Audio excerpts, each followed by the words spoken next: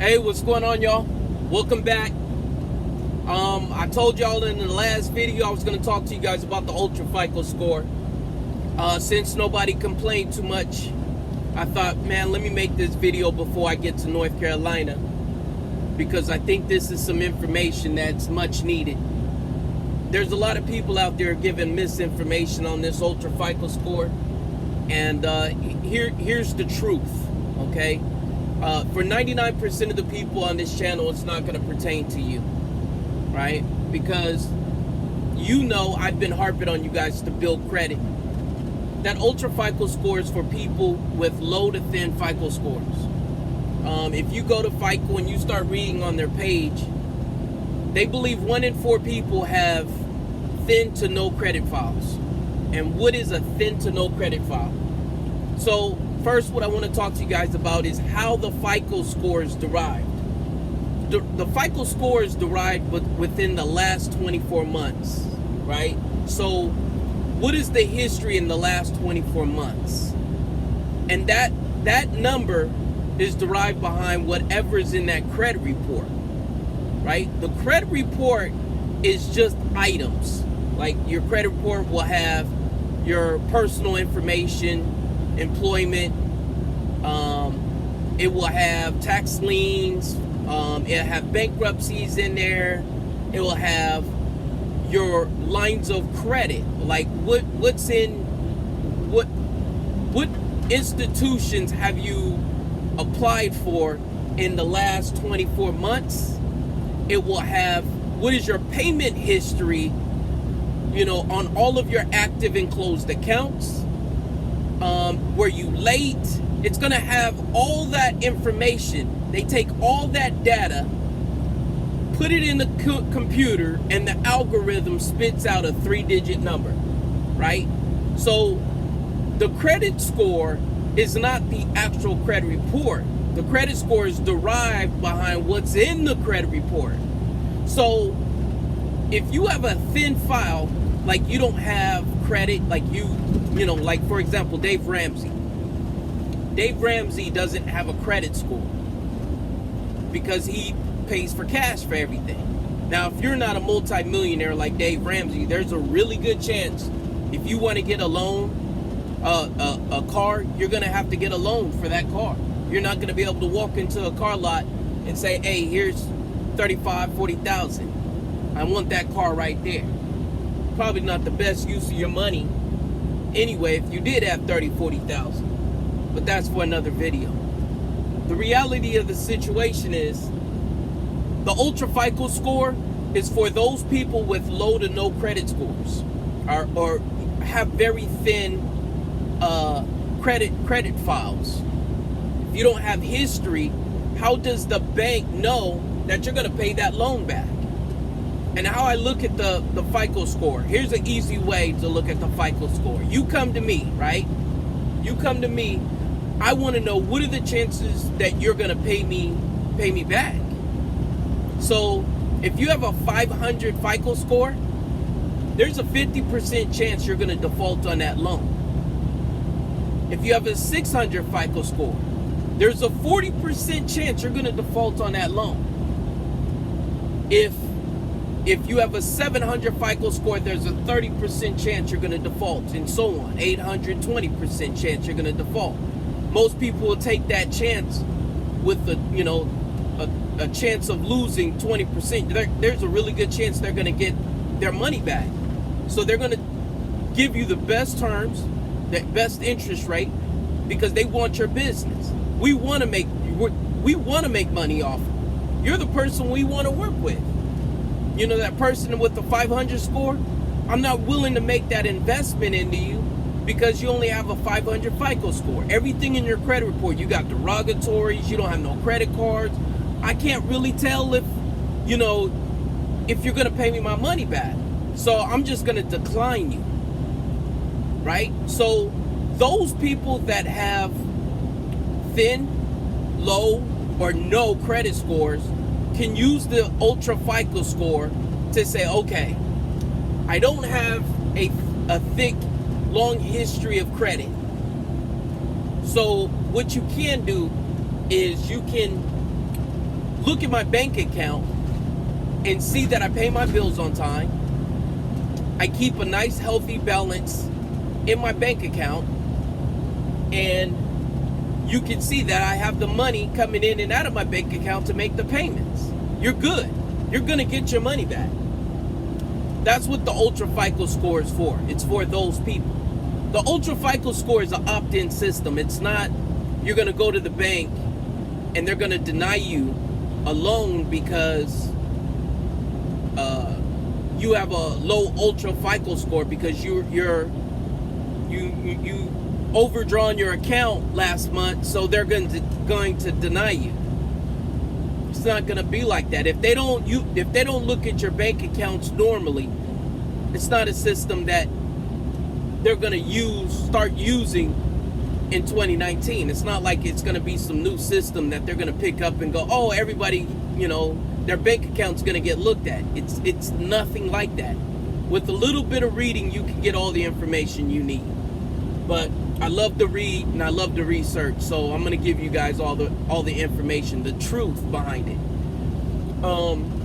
Now, what is a thin credit file, right? I want to talk to you guys about this for a second.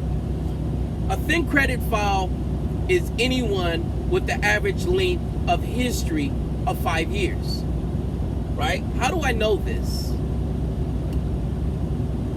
My brother, he has a FICO score of 7. He had a 750 was his lowest. He walked into the bank, asked for a loan. They denied him. With his highest was 801, I believe it was. And we're talking, like I said, FICO score. The reason why he got denied was because he had a thin credit file. When we were trying to get loans for business, one of the requirements were you had to have 5 years length of history, just like personal. You had to have 5 years length of history in order for you to get approved for a business loan. So if you go to SBA, right? Like, let's say you're a small business. If you go to SBA and you try to get a loan and you have a very thin credit for your business, you haven't been in business a long enough time, and your bank, they don't have enough bank records to determine your loan worthiness, there's a good chance you're not going to qualify for that loan. All right? I'm not going to say no. I don't like to say you're not going to, because there might be somebody out there, well, I got approved, and I started my business yesterday. It's SBA.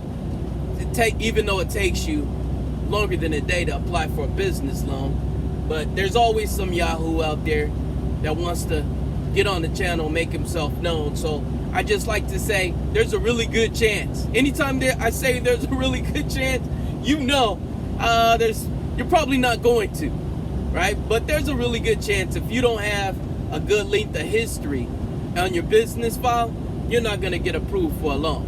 All right. So when you look at there's a guy by the name of Ty Crandall. He owns a company called Credit Suite, probably one of the largest credit gurus for business out there.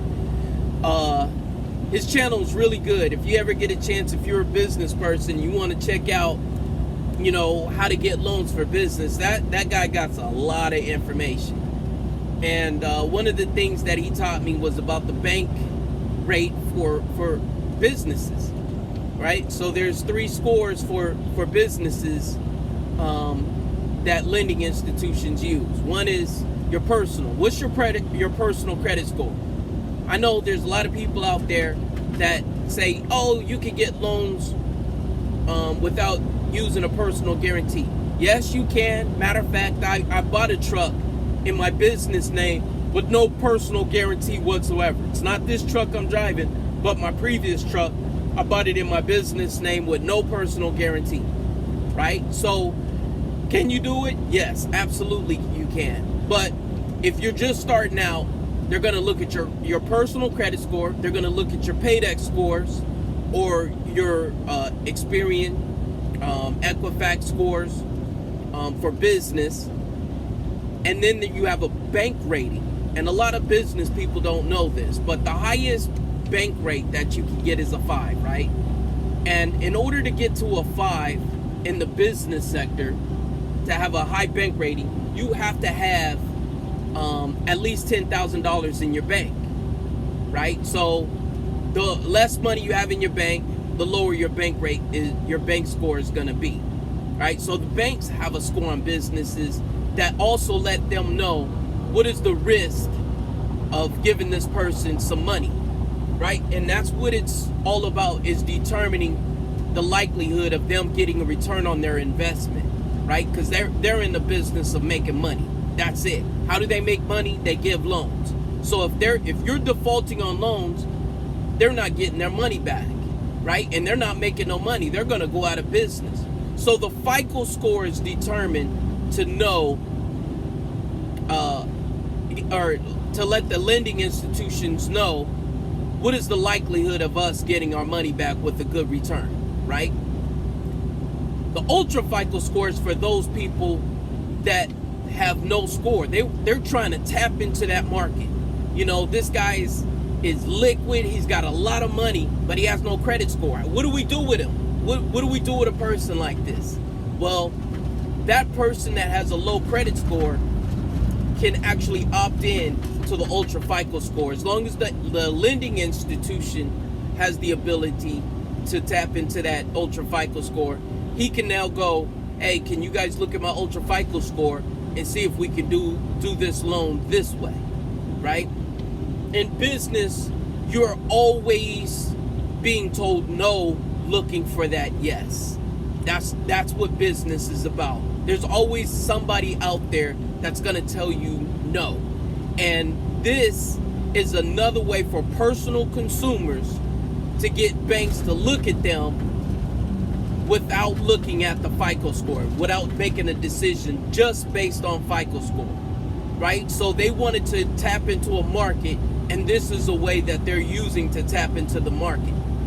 Now, if you look at fico.com/ultrascore and go to that page, you can actually go to that page and opt in when it's available.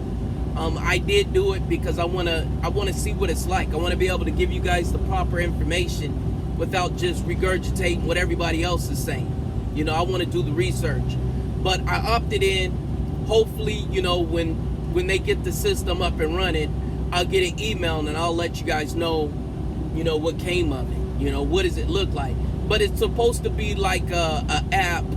That's what it's looking like. It's going to be an app just like everything else, where you'll be able to look at your UltraFICO score. But don't worry about it. If you guys aren't using your banks to get loans now, it's not like tomorrow you guys are going to, you know, start using this UltraFICO score and it's going to be turning you guys down for loans and all that. So don't worry about it. It's not what everybody is, you know, these fear mongers are trying to put into you, that you got to start, you know, taking care of your bank accounts, which you should, but it's not gonna approve you or deny you if you don't opt into it, right? That's for 2019. Now, they may change the rules. You know how the government is. They may pass some legislation where, you know, they have to look at your bank accounts or something like that. So you never know what comes down the pipe. But as of right now, as of today, right, they're not even thinking about, you know, people that are actually going by the system that we use, right? This is for those with no to thin credit files. Now, how do you know if you have a thin credit file? What do we use, Kenny? What do we use to know our average length of credit history? Well, I'm gonna tell you. I want you guys to go to Credit Karma. If you haven't signed up for Credit Karma yet, sign up for Credit Karma. Credit Karma will tell you your average length of history. Now, granted, it's only going to be for your TransUnion and your Equifax, but you will be able to see what your average length of history is. Now, if you have a thin file, your average length of history is going to be anything under 5 years, right? So you look at your average length of history. If it's under 5 years, then you have a thin credit file. Will you still be able to get approved for loans? Absolutely. It just means, you can use another tool if you do have a thin credit file. Like, let's say you look at your file and it says it's only 3 years. Your average length of history is 3 years. And you got a healthy bank account.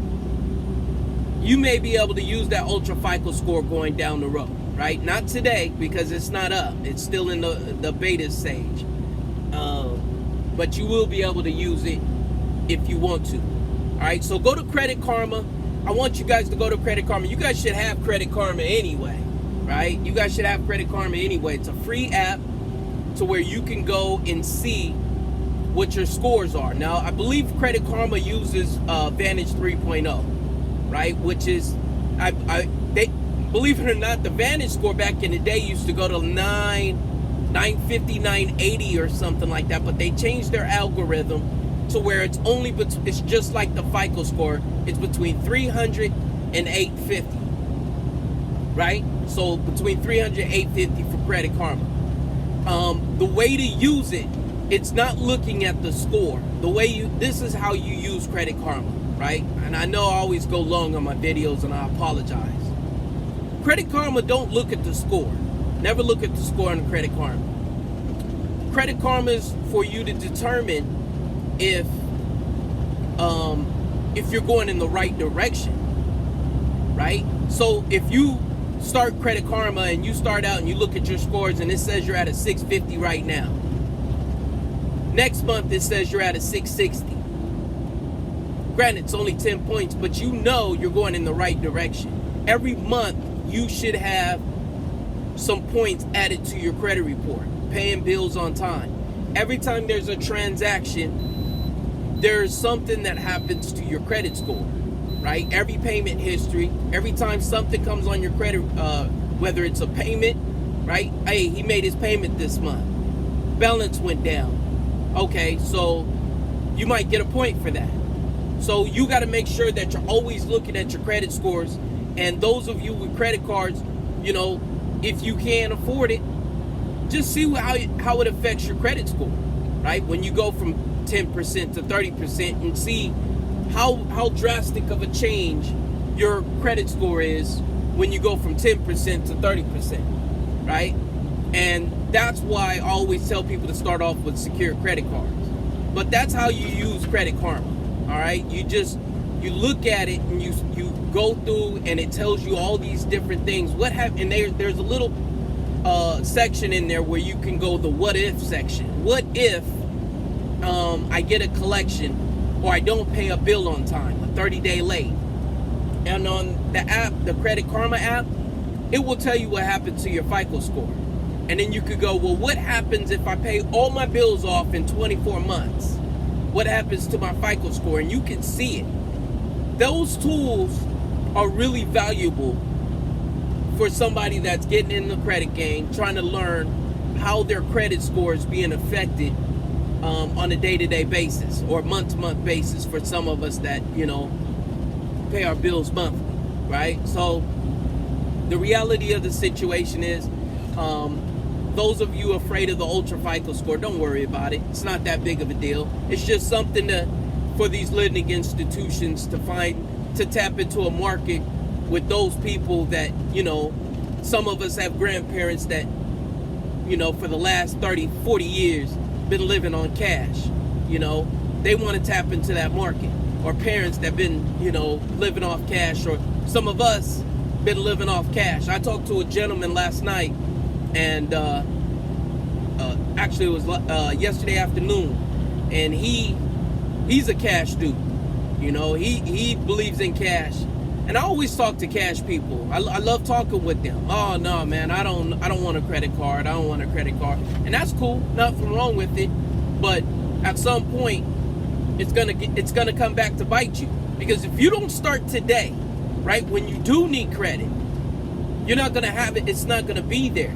This is just a tool. Credit is a tool, like a hammer or a screwdriver. You can't build an entire house just with a hammer. You need other tools, but it's just a tool.